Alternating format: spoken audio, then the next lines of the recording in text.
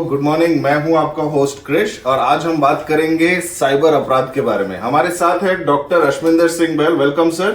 Thank you. आप हमें बताइए, आजकल साइबर अपराध इतना क्यों चल रहा है? हर जगह सब लोग इसके बारे में बात कर रही है, हो क्या रहा है? क्रिश, आप बिल्कुल सही कह रहे हैं। क्या आपको मालूम है कि 7,000 से 8,000 कंप्लेंट्स रोज लॉग होती है 1930, जो कि गवर्नमेंट का साइबर क्राइम का हेल्पलाइन नंबर है। उसके ऊपर 6,000 करोड़ के करीब पैसा रोजाना देश से बाहर जाता है साइबर अपराधियों के द्वारा। और अगर हम एक स्टेट की बात करें जो साउथ इंडिया में है, 974 करोड़ रुपया उस स्टेट से पिछले साल बाहर चला गया था और उसमें से सिर्फ 5.25 करोड़ रुपया ही हम वापस ला सके, यानी कि आधा प्रतिशत से भी कम। ये इतने व्यापक पैमाने पे है कि सभी को अफेक्ट करता है। एक एग्जांपल देता हूं मैं आपको। आजकल जो बहुत चल रहा है, एक वेडिंग इनवाइट आती है आपके व्हाट्सएप नंबर के ऊपर, तो आप उस मैसेज को देखते हैं और बिना सोचे समझे खोल देते हैं, क्योंकि आपको लगता है किसी दोस्त का होगा। और जैसे ही आप उसको खोलते हैं तो उसमें से एक मालवेयर की फाइल, चाहे वो .exe हो, चाहे वो .apk हो या .bmg हो, वो फाइल आपके मोबाइल के अंदर प्रवेश कर जाती है और आपका सारा पर्सनल डेटा चुरा लेती है।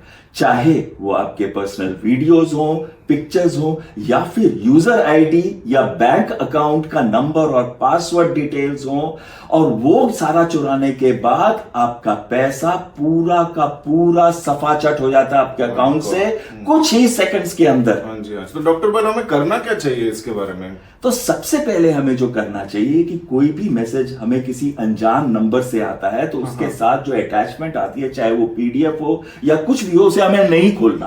हमें उस नंबर की किसी भी फाइल को नहीं खोलना। दूसरा, अपने अकाउंट में जो कि आपका नेट बैंकिंग का अकाउंट है, उसमें ड्यूल ऑथेंटिकेशन करें, ताकि अगर कोई आपका यूजर आईडी और पासवर्ड ले भी लेता है तो कम से कम आपका पैसा ना निकाल सका। और तीसरी चीज है कि अपने पैसे के ऊपर एक लिमिट लगाएं ट्रांजैक्शन की, जैसे 5,000 की, 10,000 की, 20,000 की एक दिन के अंदर, ताकि अगर आपका पैसा जाए भी तो उतना ना जाए। और आखिरी चीज जो आप कर सकते हैं कि अपना यूजर आईडी और पासवर्ड ना अपने लैपटॉप पे, ना अपने मोबाइल पे सेव करें, ना नोट ऐप पे सेव करें। अगर कहीं भी सेव करना है तो किसी और जगह जो कि इंटरनेट से कनेक्टेड ना हो उस पर सेव करें। ओके। मेरा अगला प्रश्न आपसे ये है कि जामताड़ा एक टाइम पे इंडिया का साइबर क्राइम हब नाम से जाना जाता है। बिल्कुल सही कह रहे हैं। तो अब ये साइबर क्राइम हब कहाँ है इंडिया में? क्रिश, एक जगह है म्यांमार थाईलैंड के पास। अच्छा। उसका नाम है मायावाड़ी। वहां पे 2,000 के करीब भारतीयों को बंधक बनाया गया है और बंदियों की तरह उनको जीवन व्यतीत करना पड़ता है। उन पे यातनाएं लाद दी जाती हैं ताकि वो साइबर क्राइम कर सके, साइबर अपराध को कर सके। और हमने, हमारी सरकार ने म्यांमार की सरकार के साथ मिलकर इस पे अंकुश लगाने की कोशिश की और इससे 700 के करीब भारतीयों को वहां से छुड़वाया गया। लेकिन ये जो पूरा का पूरा एरिया है, चाहे वो म्यांमार है, थाईलैंड है, लाओस है या कंबोडिया है, इस पूरे एरिया को हम एक साइबर क्राइम का हब कह सकते हैं। अच्छा। तो ये कंट्रीज तो इंडिया के बाहर हैं, तो इंडिया का लीगल फ्रेमवर्क उन पे कैसे लागू हो सकता है? क्रिश, बहुत ही अच्छा क्वेश्चन है, क्योंकि हमारे लॉज तो वहां अप्लाई करते नहीं। तो हमारी मिनिस्ट्री ऑफ एक्सटर्नल अफेयर्स को इसमें जुड़ना पड़ेगा। उनको उस देश के प्रतिनिधियों से बातचीत करनी पड़ेगी और उनकी पुलिस, आईबी जैसी संस्थाएं जो है या फिर जो उनकी मिलिट्री है, उसका सहयोग लेके इनके ऊपर अंकुश लगाने की कोशिश की जा सकती है। और अब ये जो यंग टेक लोग हैं, जो सॉफ्टवेयर इंजीनियर्स हैं, जिनको इधर से हायर करके, फेक हायर इंटरव्यूज करके उनको जो हायर करते हैं, उनको क्या मैसेज देना चाहेंगे आज की यूथ को? बिल्कुल, मैं सारे यूथ को यह मैसेज देना चाहता हूं कि कोई भी ऐसी नौकरी नहीं है जहां पे थोड़ा काम करने के लिए आपको बहुत सारा पैसा दिया जाए। ये एक तरीके से आपको ल्यूर कर रहे हैं, आपको वहां बुला रहे हैं, फुसला रहे हैं, और एक बार आप जब इनके चुंगल में फंस जाते हैं तो ऐसी यातनाएं देते हैं ये लोग आपसे साइबर अपराध करने के लिए कि आपके रोंगटे खड़े हो जाएंगे। तो अब से कोई भी ऐसा फेक जॉब की जब एडवर्टीजमेंट आती है, बहुत ध्यान से देखें, परखें उसे, उसमें अप्लाई करने से पहले। एब्सोल्युटली। तो डॉक्टर बहल, इतने बड़े पैमाने में ये जो साइबर अपराध हो रहे हैं, किस तरह से क्राइम करते हैं? सबसे पहला तरीका जो ये अपनाते हैं वो है आइडेंटिटी थ्रेट, यानी कि किसी की पहचान को चुराना। मैं आपको एक किस्सा देता हूं। मेरा एक दोस्त है एयरफोर्स के अंदर, तो उसकी मुझे फेसबुक रिक्वेस्ट आई, फ्रेंड रिक्वेस्ट। तो मैंने बिना सोचे समझे उसको एक्सेप्ट कर लिया। उसके कुछ ही देर के बाद उसने रिक्वेस्ट किया कि मुझे मदद चाहिए। अब देखा कि हूबहू उसी की शक्ल है और कई ऐसे पोस्ट थे जो उसने पहले कभी डाले होंगे। तो मुझे लगा कि ये जेन्युइन तो लग रहा है। फिर भी मैंने व्हाट्सएप पे मैसेज किया, और व्हाट्सएप पे जब मैंने उसको मैसेज किया तो उसने मुझे ये बताया कि मैंने ऐसी कोई फेसबुक रिक्वेस्ट नहीं भेजी। तो इसका मतलब ये काम साइबर अपराधियों का था। और अगर उसको मैं कोई भी मदद करता तो उसके पास नहीं जाती, लेकिन साइबर अपराधियों के पास पहुंच जाती। अच्छा अच्छा, आपने कहा आइडेंटिटी थेफ्ट। हमारा आइडेंटिटी ये बैंक्स, इंश्योरेंस और काफी अथॉरिटीज के पास पूरे पैमाने में रहता है।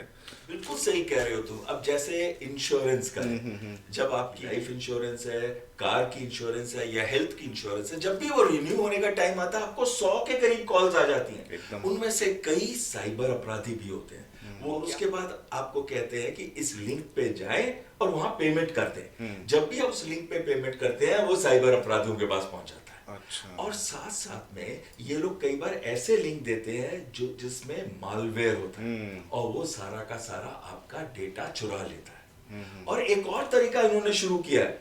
आजकल वो ये कह रहे हैं कि मैं आपको अपने सीनियर से बात कराती हूं, और फिर वो कॉल मर्ज कर देते हैं। और जैसे ही वो कॉल मर्ज करते हैं, जो ओटीपी बैंक भेजता है वो उनके पास पहुंच जाता है, और आपका सारा का सारा बैंक अकाउंट के अंदर जो पैसा है वो सारा का सारा ये लोग हड़प लेते हैं।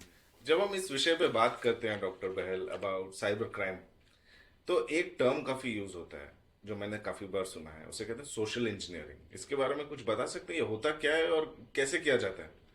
क्रिश, सोशल इंजीनियरिंग का मतलब है कि हम डिसेप्शन का तरीका इस्तेमाल करते हैं, हम धोखे का तरीका इस्तेमाल करते हैं, या फिर हम ऐसा मनोवैज्ञानिक दबाव बनाते हैं उस इंडिविजुअल के ऊपर कि उसकी जो पर्सनल इंफॉर्मेशन है, चाहे वो उसके बैंक अकाउंट के बारे में हो, पासवर्ड्स के बारे में हो, या कोई और ऐसी पर्सनल इंफॉर्मेशन उससे उगलवा लेते हैं, और साथ साथ में उस इंफॉर्मेशन से हम कोई ना कोई गलत काम करते हैं। ये भी कर सकते हैं कि हम उसे ब्लैकमेल करें या उसके द्वारा हम किसी और को ब्लैकमेल करें। तो ये इंफॉर्मेशन बहुत वाइटल होती है। अगर हम गलत तरीके से इसका इस्तेमाल करते हैं तो दूसरे के ऊपर बहुत दबाव बन जाता है। इसको कहते हैं सोशल इंजीनियरिंग। अच्छा, कोई एग्जांपल दे सकते हैं? हाँ बिल्कुल। अभी हाल ही में मीडिया में आया था, जैसे हिंदुस्तान एरोनॉटिक लिमिटेड है। ये एक बहुत ही मानी हुई कंपनी है भारत की, जो कि विमान बनाती है भारतीय वायुसेना के लिए, चाहे वो मिग सीरीज के विमान हो या सुखोई 30 हो। तो ये कंपनी ने कुछ ऑर्डर दिए थे। वो ऑर्डर दिए थे एक अमेरिकन कंपनी को, जिसका नाम इंजीनियरिंग शब्द से शुरू होता था, लेकिन जो इंजीनियरिंग के अंदर एन है ना, उसके बाद 2 ई आते हैं। लेकिन जब पैसे देने का टाइम आया और जब वो ईमेल से कॉरेस्पॉन्ड कर रहे थे उस कंपनी के साथ, तो उन्होंने जो अकाउंट नंबर और बैंक डिटेल्स भेजी, तो उस पे जब उन्होंने 55 लाख रुपया ट्रांसफर किया तो वो एक फ्रॉडस्टर के पास पहुंच गया। और ये कैसे हुआ?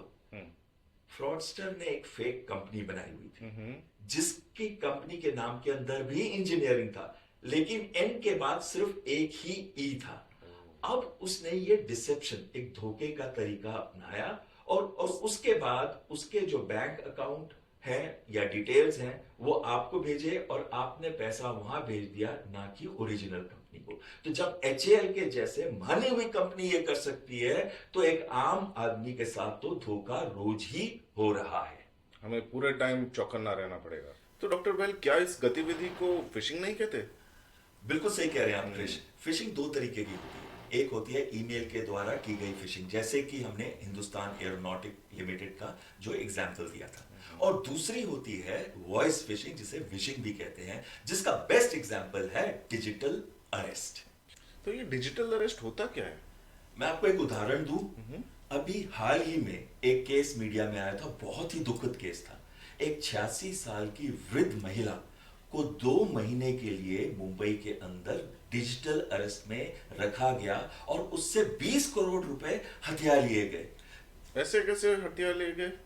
अरे, एक व्यक्ति का उसको फोन आया और उसने कहा कि वो सीबीआई से है, कि उसके अकाउंट से मनी लॉन्ड्रिंग के केस के लिंक्स फाइंड किए गए हैं। और उसके बाद उन्होंने यहां तक कहा कि जेट एयरवेज का जो फाउंडर है नरेश गोयल, उसके साथ उनके लिंक्स मिले हैं। और उसको कहने के बाद उनकी घंटों रोज इंटेरोगेशन की गई। जब उसको लगता था कि सीबीआई ऑफिसर पूछ रहा है तो वो बेचारी बताती गई। उस पर मनोवैज्ञानिक दबाव बनाया गया। उसे कहा गया कि आपके बच्चों को अरेस्ट कर लिया जाएगा। इसके बाद वो डर गई और धीरे धीरे जितनी भी उसने इन्वेस्टमेंट्स की थी उसके बारे में, सारी की सारी इन्वेस्टमेंट्स के बारे में डिटेल्स उन्होंने ले ली। और उन्होंने ये कहा कि इसका पैसा लिक्विडेट करके इसे कोर्ट अपॉइंटेड फंड में रखा जाएगा।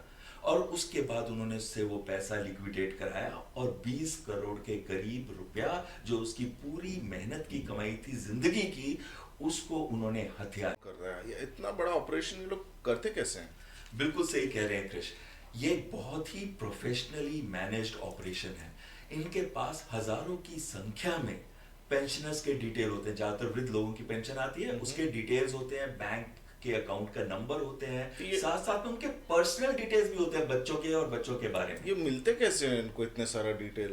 देखिए, कुछ करप्ट बैंक अधिकारी होते हैं, वो इनके हाथों या तो बिक जाते हैं या इनके ब्लैकमेल में आ जाते हैं। और दूसरा तरीका है ब्लैक मार्केट से ये सारा का सारा डेटा लेना। और इसके बाद क्या करते हैं, इनके पास हजारों की संख्या में सिम कार्ड भी होते हैं। सिम कार्ड इतने सारे? मेरे को तो एक सिम कार्ड लेने में इतना मुश्किल होता है, इतने सारे कैसे आते हैं इनके पास? बिल्कुल सही कह रहे हैं। जब आप कोई ऑनेस्ट काम करते हैं तो बहुत मुश्किल होती है, पर जब आप डिसऑनेस्ट काम करते हैं तो बहुत आसानी से, बहुत हजारों की संख्या में भी ले सकते हैं। कैसे लेते हैं? ये एक फेक कंपनी को फॉर्म करते हैं और जेन्युइन टेलीकॉम ऑपरेटर से या रिटेल ऑपरेटर से ये कंपनी के डिटेल्स देके हजारों की संख्या में सिम कार्ड्स ले लेते हैं।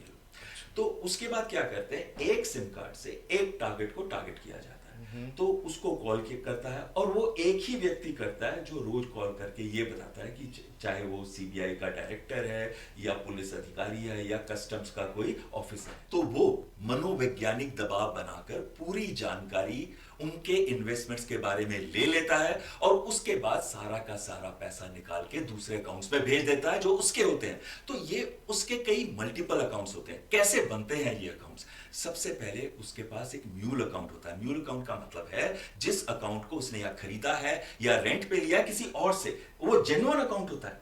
उसके अंदर वो पैसा डालता है और उसके बाद उस अकाउंट से बड़ी जल्दी ही वो पैसा दूसरे अकाउंट्स में भेज देता है, ताकि एक ऐसी मनी ट्रेल बनती है जो कि पकड़ में आनी मुश्किल है और कल अगर कोई प्रोसिक्यूशन हो तो बहुत मुश्किल से उसको प्रोसिक्यूट किया जा सके। साथ साथ में इसको वो कन्वर्ट कर लेता है डिजिटल करेंसी में, यानी कि क्रिप्टो करेंसी में, और ये पूरा का पूरा पैसा देश से बाहर कुछ ही दिनों में या मिनटों में भी, कई बार कुछ घंटों में देश से बाहर चला जाता है। तो बहुत ही ये इंट्रिकेट ऑपरेशन है, बहुत ही प्रोफेशनल तरीके से कराया जा सकता है और कई पढ़े लिखे लोगों को इसके अंतर्गत फुसलाकर या दबाव बनाकर पकड़ा गया है और उनसे सारा का सारा पैसा उन्होंने ऐंठ लिया है। तो अभी तक हमने सुन लिया है कि ये साइबर फ्रॉड होता क्या है और साइबर अपराधी कैसे करते हैं और उनका मोडस ऑपरेंडी कैसा है, बट इससे बचें कैसे? हम जैसे नॉर्मल लोग क्या क्या कर सकते हैं? देखिए, कुछ बहुत ही सिंपल स्टेप्स हैं, प्रिकॉशंस है जो हमको लेने चाहिए, क्योंकि बचाव में ही बचाव है। सबसे पहला है कि अगर सोशल मीडिया में जैसे कि फेसबुक से आपको कोई भी रिक्वेस्ट आता है, अगर वो अनजान व्यक्ति का है तो प्लीज उसे एक्सेप्ट ना करें। अगर जानता हुआ भी है या आप जिसको जानते हैं तो भी आप उसको वेरीफाई करें, उसकी पुष्टि करें। दूसरा है ओटीपी। आपको कोई भी बोले कि मुझे आप अपना ओटीपी दीजिए तो कभी मत दीजिए, चाहे वो कितना भी विश्वसनीय आदमी हो, व्यक्ति हो, क्योंकि जैसे ही आपने ओटीपी दिया आपके बैंक अकाउंट से सारा का सारा पैसा गायब हो गया। और तीसरा तरीका है कि हमको कोई भी ईमेल आती है या कोई भी व्हाट्सएप मैसेज आता है तो जल्दी से उसकी अटैचमेंट को ना खोले, पहले पुष्टि करें कि वो सही जगह से आई है कि नहीं आई, क्योंकि कोई भी मालवेयर आपके मोबाइल या लैपटॉप पे आ सकता है जो आपकी सारी डेटा को चुरा सकता है। और एक और चीज बहुत अहम है कि जब भी हमारे को कोई कॉल आती है और उसको कॉल मर्ज करने की बात की जाती है, जैसे कि इंश्योरेंस कंपनी की हो या बैंक की हो, कि मैं अपने सीनियर से आपको बात कराऊंगी, तो वो कॉल मर्ज आप ना करें, क्योंकि जैसे ही आप मर्ज करेंगे तो जो ओटीपी बैंक भेजता है वो सीधा का सीधा उस क्रिमिनल या अपराधी के पास पहुंच जाता है, वो आपका सारा पैसा निकाल सकता है आपके अकाउंट से। क्रिश, किसी की भी मदद करने से पहले हम ये पुष्टि कर लें कि वो जेन्युइन है कि नहीं। इसके लिए अगर तो वो रिक्वेस्ट आई है फेसबुक में या किसी भी सोशल मीडिया प्लेटफॉर्म से, तो सबसे पहले उनसे एक नॉर्मल कॉल करके कहें कि जेकब, क्या आपने ये हेल्प मांगी है कि नहीं। अगर वो कहेगा नहीं तो आप समझ लेंगे साइबर अपराधी से है। लेकिन अब जो मैं आपको एक मेथड बता रहा हूं बहुत ही इंपॉर्टेंट है। बताइए। अगर आप अपने बैंक के 2 अकाउंट खोलें और अलग अलग बैंक्स में खोलें, एक को आप बनाइए सैलरी या इनकम अकाउंट, यानी कि वहां पे सिर्फ पैसा आता है, बाहर जाता नहीं है किसी और के लिए या कोई भी एक्सपेंडिचर के लिए। और दूसरा है एक्सपेंडिचर अकाउंट, जिससे हम अपना नॉर्मल एक्सपेंडिचर्स करते हैं या किसी को भी पैसा देना है तो उस अकाउंट से देते हैं।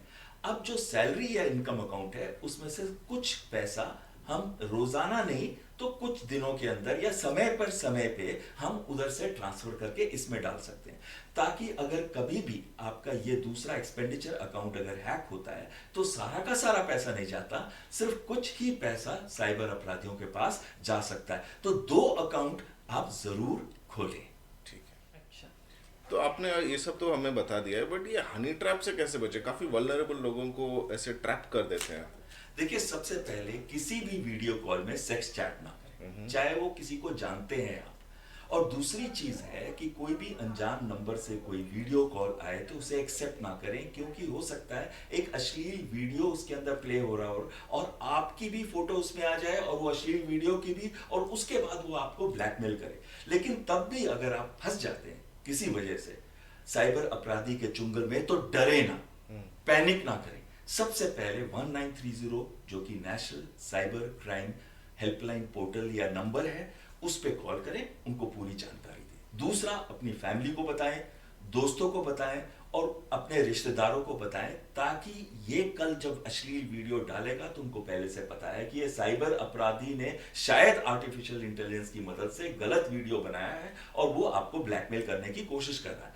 उसके बाद आप नेशनल साइबर क्राइम पोर्टल पे जाएं, कंप्लेंट लॉन्च करें और नियर बाय जो पुलिस स्टेशन है उसमें भी जाकर आप उसके बारे में जानकारी दे दें। लेकिन डरे ना, उसको 1 रुपया भी ना दें, क्योंकि अगर आप उसको पैसे देंगे तो ये हमेशा का काम हो जाएगा और आपका सारा पैसा वो वहां से निकलवा लेगा आपसे। तो और क्या क्या तरीके हैं अपने आप को बचाने के लिए? देखिए, सबसे पहले अपना पर्सनल इंफॉर्मेशन, आपकी पिक्चर्स, आपके वीडियोस जो इंटीमेट हैं, या फिर आपके बैंक अकाउंट डिटेल्स और उनके पासवर्ड कभी भी अपने मोबाइल या लैपटॉप पे सेव ना करें जो इंटरनेट से कनेक्टेड है। और साथ साथ में ये ध्यान दें कि कोई भी गवर्नमेंट अधिकारी कभी भी आपको फोन करके ये नहीं कह सकता कि आप डिजिटल अरेस्ट में हैं, चाहे वो सीबीआई का हो, पुलिस ऑफिसर हो या कस्टम से हो। और साथ साथ में आप इतने लकी नहीं है कि आपकी लॉटरी रोज निकल रही हो। और ये भी ध्यान दें कि कोई अगर आपको जॉब ऐसा बताता है कि ये वर्क फ्रॉम होम जॉब है और कुछ लाइक्स करने से आप लखपति बन सकते हैं, तो वो जरूर साइबर अपराधी है, उसके चुंगल में ना फंसे।